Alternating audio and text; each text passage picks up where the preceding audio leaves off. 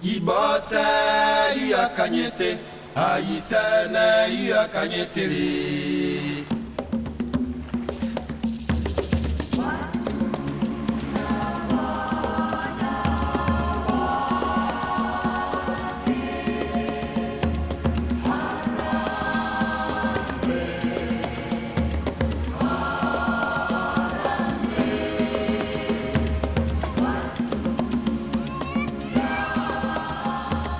Bonjour, je m'appelle Nicolas et je suis romantique, je crois, on peut dire. Romantique sous toutes ses formes, on va dire. Voilà. Jouisseur aussi. Jouisseur. Rêveur. Je suis essentiellement quelqu'un de rêveur, de fantaisiste, passionné. Voilà. Rêveur, passionné, fantaisiste et romantique. Une petite scène de rien du tout, mais c'est bien ça, quoi. Il n'y a rien de spectaculaire, c'est l'image de la petite pirogue qui passe. C'est rien de spectaculaire, mais il a plein de magie. Ça tient à quoi, je sais pas. Des petites choses là. Il y a des petites choses. Des petites choses mises dans des grandes boîtes, ça fait des grandes choses. Et je viens de Nantes, en Bretagne donc, bien sûr, comme chacun sait. Et voilà, je suis à Madagascar depuis une douzaine d'années et j'ai 37 ans.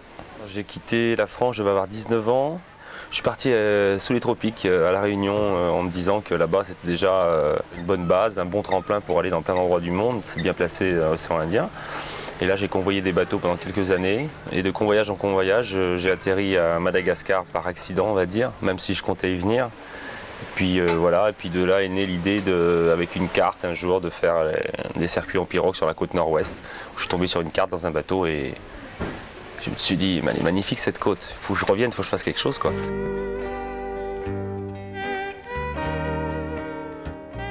Sans y donner un sens, j'avais envie d'aller sous les tropiques, j'avais envie de lumière tamisée, j'avais envie d'odeur, de patchouli, de tenture, c'était vague tout ça, enfin une odeur de tropique, de comptoir, quelque chose, voilà, aller là-bas.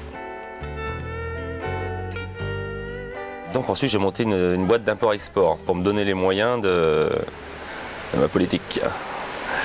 Voilà, la politique étant quand même jouir un maximum de ce qu'on aime. Hein. Et juste avant que la société coule, on va dire, je me suis retiré et ça a arrangé mon associé, etc. J'ai enfin eu les moyens de monter à l'EFA. Voilà. À l'EFA, ça veut dire let's go, ça veut dire allons-y. Mais dans l'esprit anglais, let's go. Un peu dynamique, quoi, on va dire.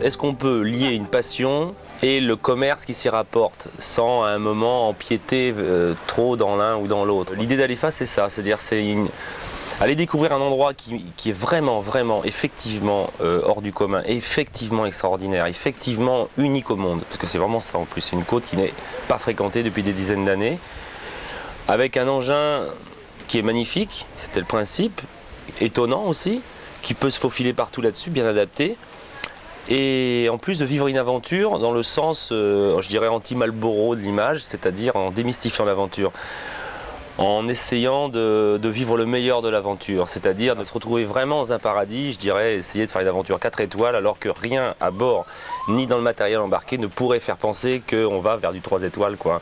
Et nous, c'est un peu ça. On va partir à l'aventure, mais enfin, on n'est pas si fou que ça, quoi. Hein. Alors, on emmène quand même des bases alimentaires, même s'il va falloir qu'on se débrouille, on emmène quand même de quoi être heureux, quoi. Hein. Des bananes, des pamplemousses, des avocats. En ce moment, c'est les avocats.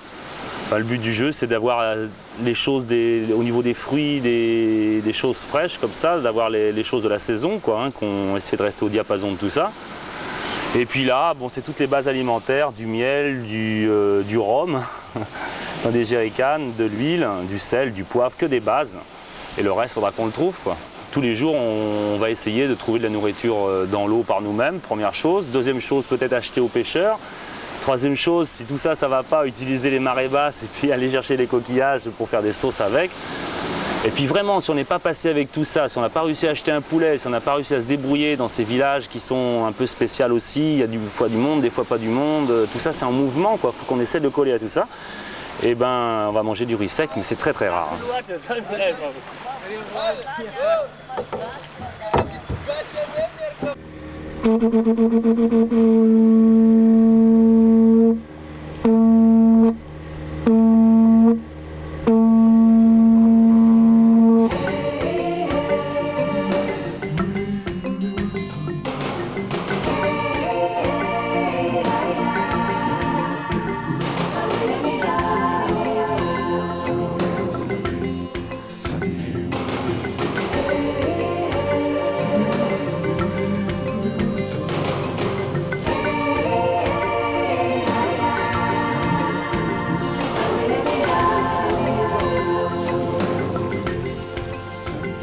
C'est un bateau pour qui la terre n'est pas un ennemi. Ça, c'est très très rare.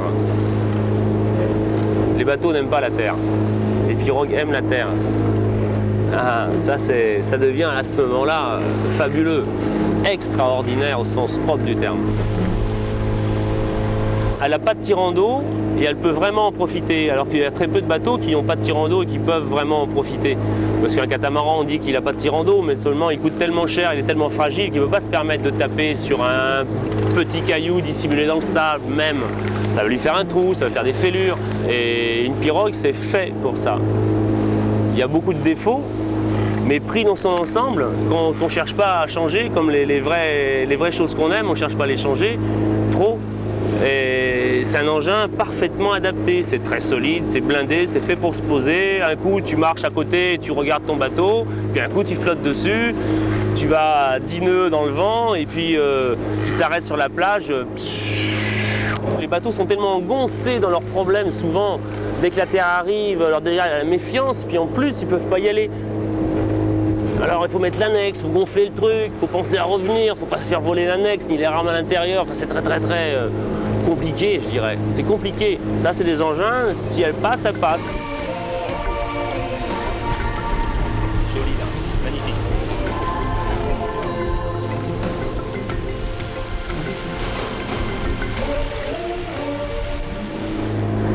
Non, moi je me suis fait prendre par la mer.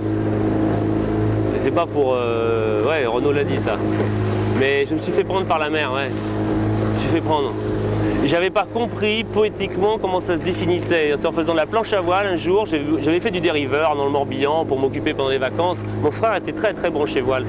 Moi je trouvais ça sympa, mais bon, le football aussi, bon, je sais pas. Je trouvais ça un peu puant et un peu extrême, toute cette ambiance de mecs pas rasés, où il fallait se la jouer, où on pouvait pas être fin ou hésiter. C'était bourré de clichés, je trouve, la mer. Elle est bourrée de clichés avec Tabarly, Cola, machin, Jean-Yves Terlin, c'est dur, c'est gris, c'est âpre, la Bretagne, enfin bon, tous ces clichés posés. Et j'ai mis longtemps à comprendre que les marins pouvaient être n'importe qui. C'est dans la tête que ça se passe. Heureusement que la mer est bien plus tolérante que les hommes, quoi. Et moi, en faisant de la planche à voile, j'ai eu une révélation. Voilà. Et je me suis dit que d'un seul coup, en faisant de la planche à voile, 2 heures, j'avais jamais fait de la planche à voile. Et je me suis dit, c'est fabuleux. Il faut être en harmonie avec la mer pour que ça marche, ce truc-là. Sinon, on tombe.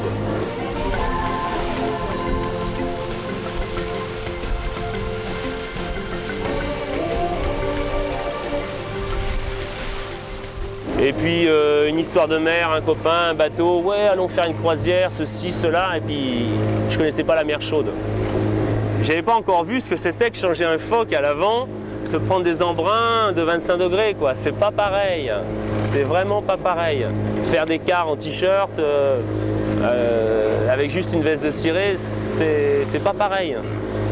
Et alors là, moi je suis un jouissif, quoi. Hein. Et j'ai trouvé ça vraiment fabuleux, la mer vue comme ça. T'as la gueule, mon Dieu.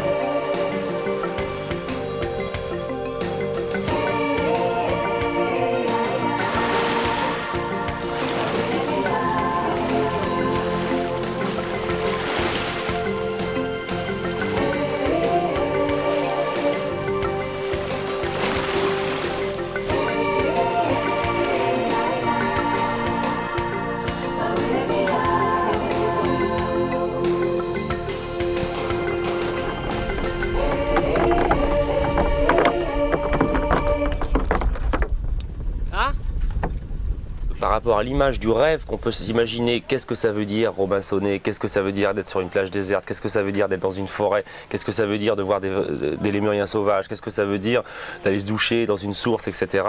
Mais il faut essayer de le faire passer pour que la personne n'ait pas l'impression de se faire téléguider dans l'histoire, mais que c'est elle, surtout au bout de 2-3 jours de circuit, c'est elle qui vit dans cette situation-là. Nous, on doit juste servir de garde-fou pour empêcher que précisément il s'écarte de son rêve. Alors il y a un peu de la psycho, on va dire, là-dessus. C'est un peu ça, hein.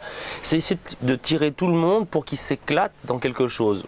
Il y a des préalables posés, mais ils sont jamais restrictifs et trop rigides. Voilà, ça c'est un poisson soldat. C'est son nom. Poisson empereur, soldat. Voilà. C'est un poisson qui est toujours dans les rochers, qui fait la sentinelle, qui sort, qui se met droit, qui regarde, qui se renfonce, qui ressort, qui se met droit, qui regarde, qui se renfonce. Voilà, puis une fois qu'il fait ça la troisième fois, boum, ça lui arrive.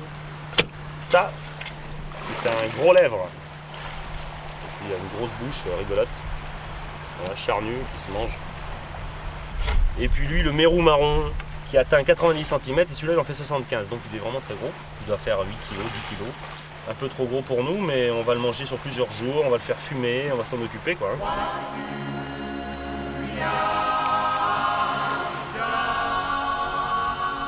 C'est jamais pareil, j'ai jamais l'impression que c'est pareil. Et justement, parce que c'est à chaque fois des histoires différentes avec les gens. Tant que c'est comme ça, c'est fantastique. Et le jour où ça commencera à être un peu trop téléphoné, et j'espère que ça arrivera jamais, bah faudra arrêter, quoi.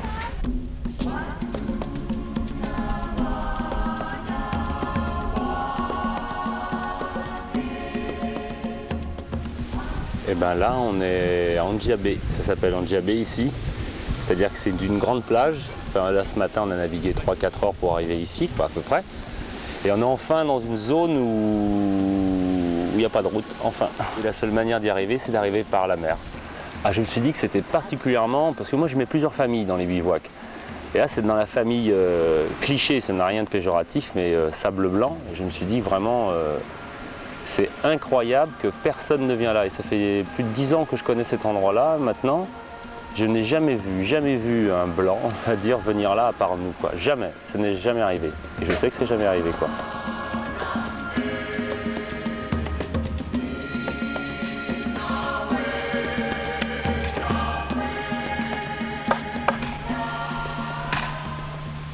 Alors là, il n'y a que de l'eau. Que de l'eau. On va le boire alors.